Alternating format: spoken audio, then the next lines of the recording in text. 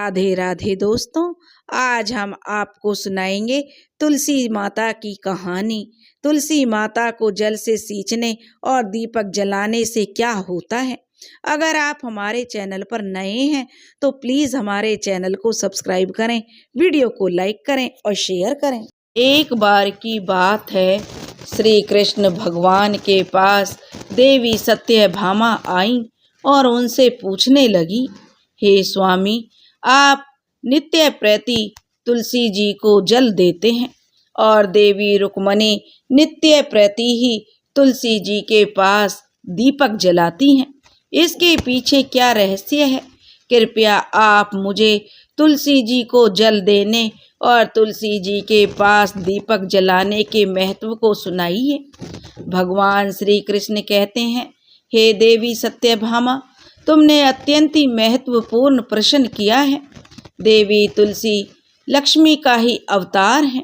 देवी तुलसी भगवान विष्णु को अत्यंत प्रिय है, इसलिए यह मुझे भी सबसे अधिक प्रिय है। मासों में कार्तिक और वनस्पतियों में मुझे तुलसी प्रिय है। जो भी मनुष्य तुलसी जी को जल देता है उस पर मेरी कृपा सदैव बनी रहती है। जो भी मुझे तुलसी पत्र डालकर भोग चढ़ाता है मैं उसे प्रेम से स्वीकार करता हूँ। तुलसी पत्र के बिना मैं किसी भी प्रकार का भोग स्वीकार नहीं करता हूँ।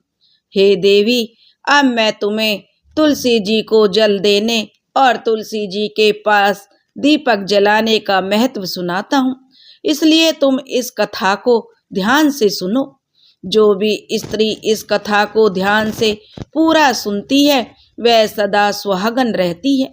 उसके घर में सुख समृद्धि आती है और दरिद्रता का नाश होता है। हे देवी सत्यभामा, इसलिए ध्यान से सुनो। तब देवी सत्यभामा कहती है, हे स्वामी, मैं इस कथा को बड़े ध्यान से पूरा सुनूंगी। कृपया आप मुझसे वह कथा सुनाइए। तब भगवान श्री कृष्ण देवी सत्यभामा को वह कथा सुनाने लगते हैं। भगवान श्री कृष्ण कहते हैं, हे देवी सत्यभामा, मध्य देश में श्याम शर्मा नाम का एक वैश्य अपनी पत्नी के साथ रहता था। उस वैश्य के पास किसी भी चीज की कोई कमी नहीं थी। ईश्वर की कृपा से उसके पास सब प्रकार का सुख और ऐश्वर्य था, किंतु उस वैश्य की कोई संतान नहीं थी, जिस कारण से वह वैश्य सदैव दुखी रहा करता था। उसे वैद्य ने संतान प्राप्ति के लिए कई उपाय बताए। उसने दान धर्म किया, अनेक प्रकार के वैद्य भी बुलाए, उसने नाना प्रकार के उपचार भी किया, किंतु फिर भी उस वैश्य के यहाँ कोई संतान नहीं हो रही थी। फिर एक दिन वह वैश्य महामुनि वशिष्ठ जी से मिलने के लिए उनके आश्रम पर जाता है।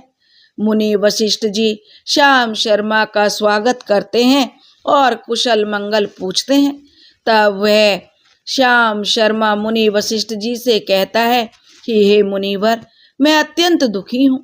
मेरी कोई संतान नहीं है और संतान के बिना मेरा उद्धार कैसे होगा। मैंने संतान प्राप्ति के लिए अनेक उपाय किया है, किंतु मुझे संतान नहीं हो रही है। कृपया आप ही बताइए कि मुझे किस कारण से पुत्र की प्राप्ति नहीं हो रही है। क्या मुझसे जाने अनजाने में कोई पाप हुआ है? तब मुनि वशिष्ठ जी अपनी दिव्य दृष्टि से श्याम शर्मा के पूर्व जन्म के बारे में जानकारी पूरी जान लेते हैं और वशिष्ठ जी कहते हैं, हे वत्स, पिछले जन्म में तुम्हारे द्वारा घोर पाप हो गया था। इस कारण से तुम्हें इस जन्म में संतान सुख प्राप्त नहीं हो रहा है। श्याम शर्मा गुरु वशिष्ठ से कहते हैं, हे मुनिवर, कृपया मुझे बताइए, पिछले जन्म में मुझसे ऐसा कौन सा पाप हुआ था और उस पाप से मुक्त होने के लिए मुझे कौन सा उपाय करना चाहिए। तब मुनि वशिष्ठ जी कहते हैं, हे वत्स, पिछले जन्म में तुमने जो अपराध किया था उसके विषय में सुनो। पिछले जन्म में तुम एक अहंकारी वैश्य थे। तुम्हारा जन्म धनवान कुटुंब में हुआ था। तुमने पिछले जन्म में एक गाय को अत्यंत दुख दिया था। एक दिन एक गाय भूख और प्यास से व्याकुल होकर तुम्हारे दरवाजे पर आई थी, किंतु तुमने उस गाय को ना तो रोटी खिलाई और ना ही चारा खिलाया और ना ही उसे जलपान कराया। तुमने बड़ी ही निर्दयता से उस गाय को अपमानित करके घर से निकाल दिया। उस गाय ने अभी अभी एक बछड़े को जन्म दिया था और भूख से व्याकुल होने के कारण वह गाय वहीं पर मूर्छित होकर गिर पड़ी। उस दिन वह अपने बछड़े को दूध भी नहीं पिला पाई थी, इसलिए उस गाय ने तुम्हें श्राप दिया था। इस गाय के श्राप के कारण ही तुम्हारी ऐसी दुर्दशा हुई है। उस गाय के श्राप के कारण तुम्हें इस जन्म में संतान नहीं हो रही है। अब मुनि वशिष्ठ जी की बात सुनकर उस श्याम शर्मा को बड़ा दुख हुआ और वह स्वयं को कोसते हुए कहने लगा, हाय, यह मैंने क्या किया। एक बेचारी दुखी गौ माता की सेवा नहीं की। मैंने तो बहुत बड़ा अपराध किया है और उसी का दंड मुझे भोगना पड़ रहा है। श्याम शर्मा मुनि वशिष्ठ जी से कहने लगे, हे मुनिवर, मुझे बहुत बड़ा मुझसे अपराध हुआ है। अब मैं इस पाप का प्रायश्चित कैसे करूंगा? कृपया आप ही मुझे जो कोई उपाय कीजिए और मेरा मार्गदर्शन कीजिए। मैंने जो किया है उस पाप से मुझे मुक्ति का कोई तो उपाय अवश्य बताइए। मैं अपना सब कुछ देकर उस पाप का प्रायश्चित करूंगा। कृपया आप ही कोई उपाय बताइए। मुझे संतान प्राप्ति कैसे हो सकती है? क्योंकि शास्त्र कहते हैं पुत्र के बिना मनुष्य का उद्धार नहीं हो सकता। तब मुनि वशिष्ठ कहते हैं, हे वत्स, इस पाप का एक ही उपाय है। तुम पुत्र प्राप्ति के लिए पुत्र श्रेष्ठ यज्ञ करो और इसी यज्ञ के फलस्वरूप तुम्हें संतान की प्राप्ति होगी। इस यज्ञ को संपन्न करके तुम ब्राह्मणों को भोजन कराओ, वस्त्र और गाय का दान करो, तभी तुम्हें इस पाप से मुक्ति मिलेगी। तब श्याम शर्मा मुनि वशिष्ठ जी को धन्यवाद देते हुए कहता है, हे मुनिवर, आपका कोटि कोटि धन्यवाद। मैं आपके कहे अनुसार अवश्य ही पुत्र श्रेष्ठ यज्ञ करूंगा, ब्राह्मणों को गाय का दान करूंगा।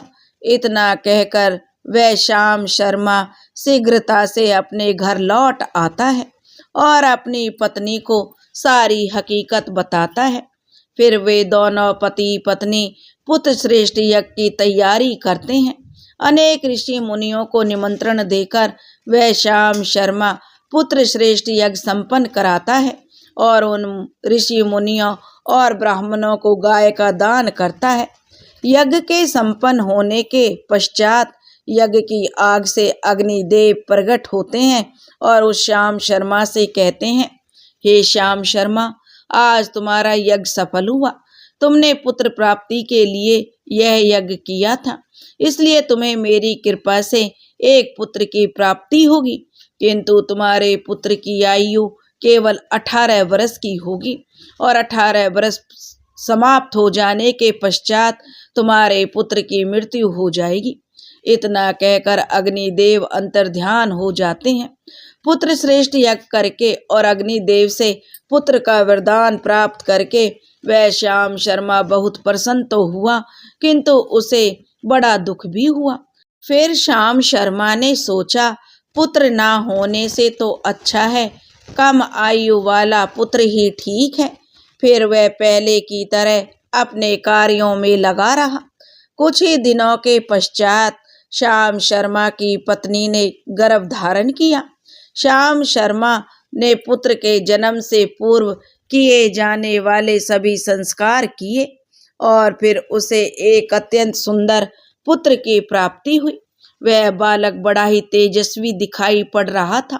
श्याम शर्मा ने अपने पुत्र के जन्म के बाद किए जाने वाले भी सभी संस्कार किए और पुत्र को गुरुकुल में शिक्षा प्रदान की।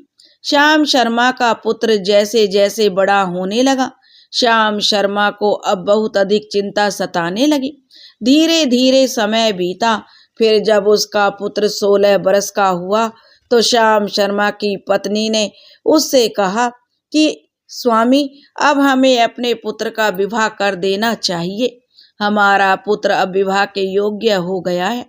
श्याम शर्मा ने कहा, हे प्रिय, विधि के विधान के अनुसार हमारे पुत्र की आयु केवल 18 वर्ष की है।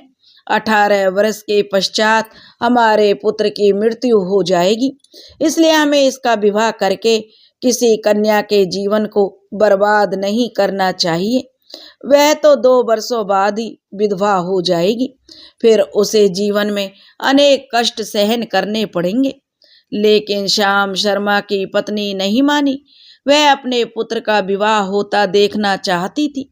श्याम शर्मा की पत्नी कहती है, हे नाथ, कुछ भी हो, मैं अपने पुत्र को अविवाहित मरते हुए नहीं देख सकती। हमारे पास किस चीज की कमी है? हमारी पुत्र वधू इस संपत्ति को प्राप्त करके सुखी जीवन जी सकती है। इसलिए अब आप संकोच ना करें और हमारे पुत्र के लिए एक सुंदर कन्या की खोज करें। अपनी पत्नी की जिद के आगे श्याम शर्मा की एक नहीं चली और फिर वह अपने पुत्र के विवाह के लिए मान गया।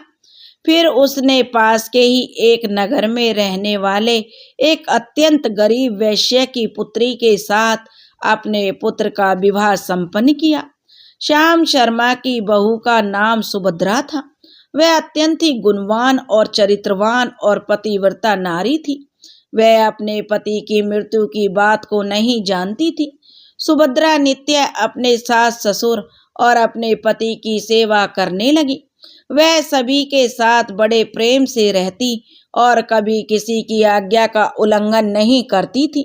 उसने अपनी मधुर वाणी और कार्य कुशलता से सभी के मन को जीत लिया था। इस प्रकार धीरे धीरे 2 साल बीत गए और फिर वह समय भी निकट आ गया जब श्याम शर्मा के पुत्र की मृत्यु होने वाली थी। श्याम शर्मा को बड़ा डर लगने लगा।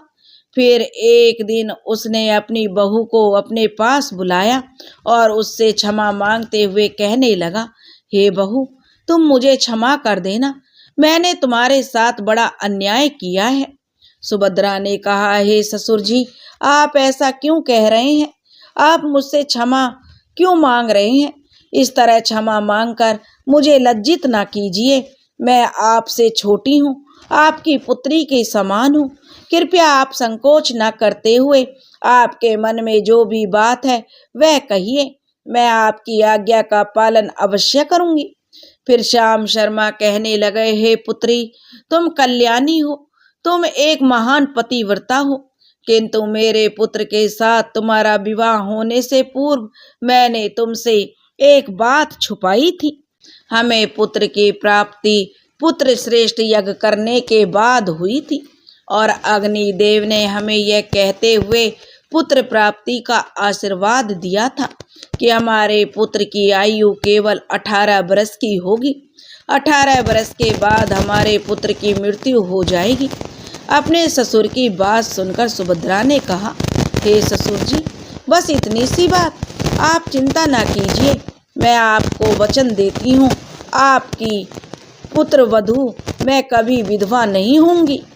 आपके पुत्र के प्राणों की रक्षा मैं करूंगी। आप बस मुझे एक दीपक, जल का घड़ा और एक गाय लाकर दीजिए। मेरे पति के प्राणों की रक्षा इन्हीं से होगी। सुभद्रा की बात सुनकर श्याम शर्मा को बड़ा आनंद हुआ। वे कहने लगे, हे पुत्री, तुम्हारी जैसी बहू पाकर मैं धन्य हो गया। जैसी तुम्हारी इच्छा है मैं अभी सब इंतजाम कर देता हूँ। मैं तुम्हें वह सब चीज ला कर देता हूँ। इतना कहकर श्याम शर्मा ने अपनी बहू को वह तीनों चीज ला कर दी। फिर जब वह दिन निकट आया जिस दिन सुभद्रा के पति की मृत्यु होने वाली थी, उस दिन सुभद्रा ने सुबह उठते ही तुलसी जी को जल चढ़ाया।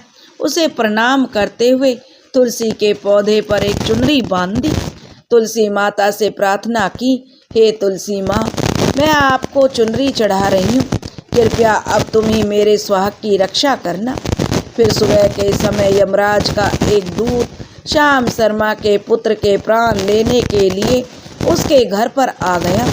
जैसे ही वह घर में प्रवेश करने लगा तब तुलसी के पौधे ने उसे रोक दिया और कहा, हे यमदूत, इस घर में निवास करने वाली स्त्री ने मुझे चुनरी चढ़ाई है और इसलिए अब उसके सुहाग की रक्षा मैं कर रही हूँ। तुम इसके घर में प्रवेश नहीं कर सकते। इतना कहकर तुलसी ने यमराज के उस दूत को घर में जाने से रोक दिया। वह दूत भयभीत होकर सुभद्रा के पति के प्राण लिए बगैर ही यमपुरी लौट गया।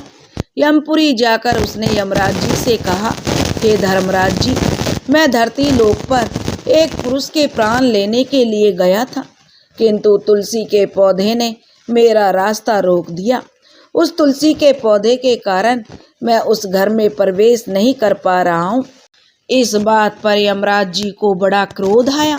फिर उन्होंने अन्य 2 दूतों को बुलाया और कहा कि तुम अब शाम के समय सुभद्रा के घर पर जाओ। जब तुलसी का पौधा सो रहा होगा तुम उसके पति के प्राण लेकर यमलोक आ जाओ। फिर शाम के समय यमराज जी के 2 दूत सुभद्रा के घर की ओर निकल पड़े। सुभद्रा ने शाम होते ही तुलसी के पास एक दीपक जला दिया था और उससे प्रार्थना की, हे दीपक, अब तुम ही मेरे पति के प्राणों की रक्षा करो। और यम के दूत मेरे पति के प्राण लेने के लिए आ रहे हैं। फिर शाम हो गई, तुलसी का पौधा सो गया और यमराज के 2 दूत सुभद्रा के घर के सामने आकर खड़े हो गए और सोचने लगे, अब तो इस मनुष्य के प्राण लेकर ही हम यमपुरी लौटेंगे। जैसे ही यम के दूत सुभद्रा के घर में प्रवेश करने लगे, तुलसी के पास लगाए हुए दीपक ने उनका रास्ता रोक दिया और कहा, हे दूतों, तुम अब इस सुभद्रा के पति के प्राण नहीं ले जा सकते हो। उस स्त्री ने मुझे प्रज्वलित करके उसके पति के प्राणों की रक्षा करने की प्रार्थना की है, इसलिए अब मैं उसके पति के प्राणों की रक्षा कर रहा हूँ। इसलिए हे दूतों, तुम सुभद्रा के पति के प्राणों के बिना ही वापस लौट जाओ। आज तुम किसी भी प्रकार से उसके पति के प्राण नहीं ले जा सकते हो और तुम यहाँ से लौट जाओ, नहीं तो मैं सब कुछ जलाकर भस्म कर दूंगी और मेरी अग्नि में तुम दोनों भी जलकर भस्म हो जाओगे। उस दीपक की बात सुनकर यमराज के दोनों दूत बहुत ही ज्यादा भयभीत हो गए और फिर से लौटकर यमराज के पास चले गए। वहां पर जाकर उन्होंने यमराज जी को सारा किस्सा सुनाते हुए कहा, हे यमराज जी, आपकी आज्ञा का पालन करते हुए हम दोनों शाम के समय उस पुरुष के प्राण लेने के लिए गए थे, किंतु तुलसी जी के पास लगाए हुए दीपक ने हमारा रास्ता रोक दिया, इसलिए हम खाली हाथ ही लौट आए हैं। यह सुनकर यमराज जी को बड़ा क्रोध आ गया। फिर उन्होंने अपने अन्य 4 दूतों को और बुलाया और कहा कि अब तुम सुबह उस सुभद्रा के जागने से पहले जाओ और उसके पति के प्राण लेकर आ जाओ। यमराज की आज्ञा पाकर चारों दूत सुबह सुभद्रा के घर की तरफ जाने लगे, लेकिन इधर सुभद्रा ने रात को ही घर के दरवाजे के सामने जल से भरा हुआ लोटा रख दिया था और उससे प्रार्थना की कि मेरे पति की रक्षा कीजिए। यम के दूत मेरे पति के प्राण लेने के लिए आ रहे हैं, अब आप ही मेरे सुहाग की रक्षा कर सकते हैं। इतना कहकर सुभद्रा सोने के लिए चली गई। इधर यमदूत जो थे वो सुबह सुबह सुभद्रा के जागने से पहले ही उसके घर पहुंच गए। जैसे ही वे घर के अंदर प्रवेश करने लगे तभी उस लोटे के अंदर भरे हुए जल ने कहा कि तुम यहीं रुक जाओ, अब तुम इस घर में प्रवेश नहीं कर सकते हो। यह घर अब मेरी सुरक्षा में है। मैं सुभद्रा के पति के प्राण तुम्हें लेकर जाने नहीं दूंगा। अगर तुमने इस घर में प्रवेश किया तो मैं नरक की अग्नि को बुझा दूंगा, जिसमें सारा नरक लोक डूब जाएगा। यह सुनकर यमराज के बेचारे दूत बहुत ज्यादा घबरा गए और एक दूसरे की तरफ देखकर उस स्थान से भाग गए।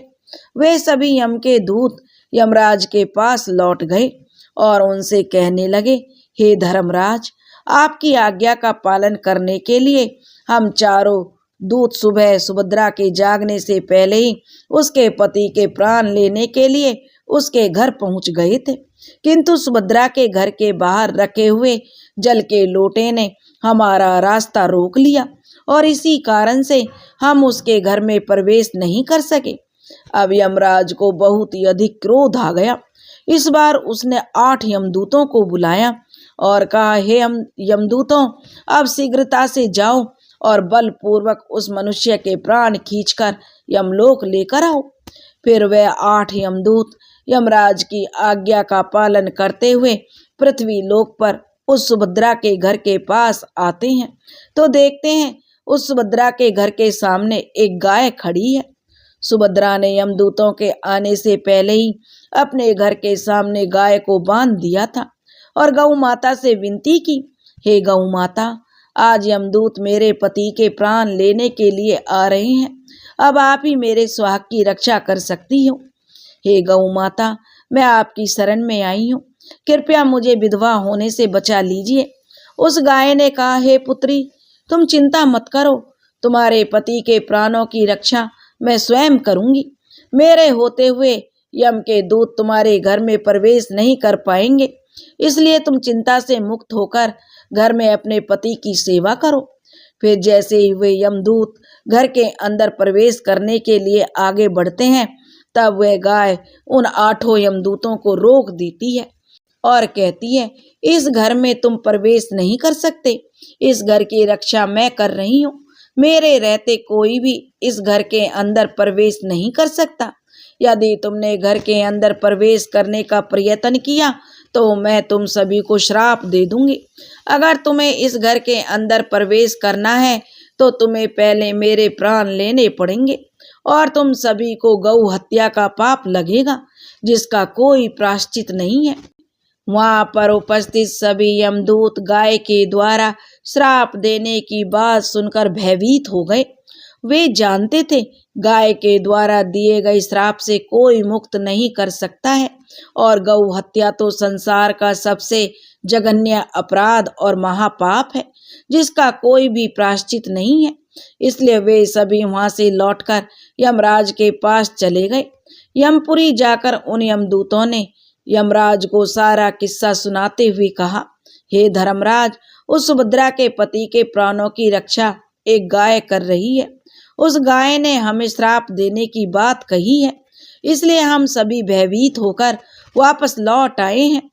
हम में गाय का सामना करने की शक्ति नहीं है। उन यमदूतों की बात सुनकर यमराज अब तो आग बबूला हो गए और स्वयं भैंसे पर सवार होकर पृथ्वी लोक की तरफ निकल पड़े। यमराज अपने भैंसे पर सवार होकर उस सुभद्रा के घर के पास चले आते हैं। यमराज को अपने घर के सामने खड़ा हुआ देखकर सुभद्रा भयभीत हो जाती है और जल्दी से आकर यमराज के चरण स्पर्श करके उन्हें नमस्कार करती है और उनकी स्तुति करने लगती है और कहती है, हे यमराज, आप तो तीनों लोकों के प्राणियों पर कृपा करने वाले महान देवता हैं। इस संसार के समस्त प्राणियों के पाप और पुण्य का लेखा जोखा आप अपने पास रखते हैं। हे यमराज, हे प्रभु, आप तो न्याय के देवता धर्मराज हैं। मैं सत्य धर्म का पालन करने वाली पतिव्रता स्त्री हूँ। मैं आपको बारंबार नमस्कार करती हूँ, कृपया मुझे आशीर्वाद दीजिए।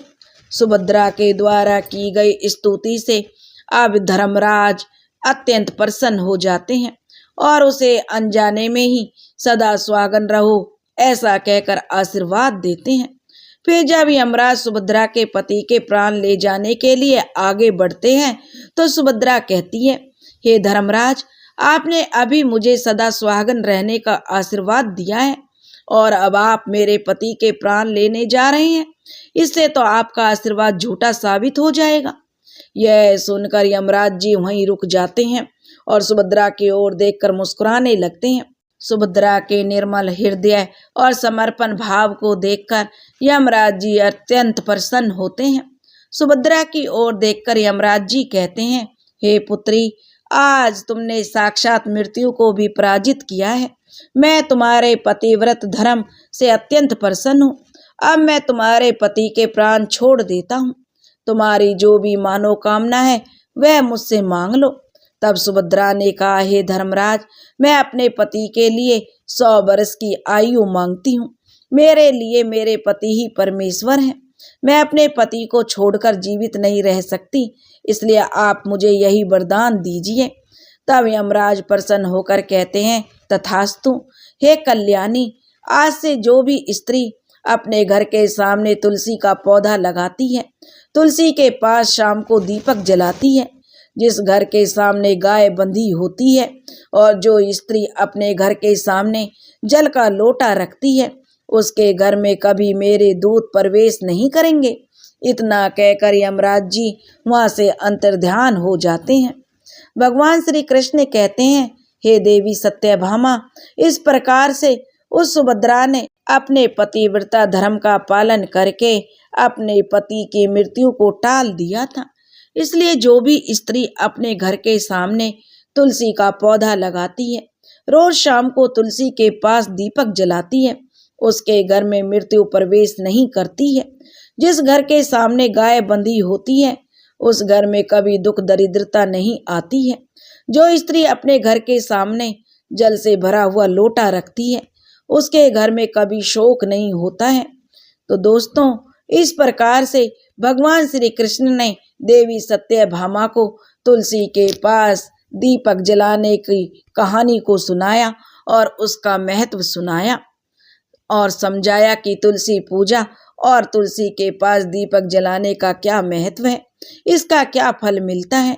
दोस्तों, अगर आपको यह कहानी पसंद आई हो तो प्लीज़ हमारे चैनल को सब्सक्राइब करें, वीडियो को लाइक करें और शेयर करें। बोलो जय श्री राधे राधे।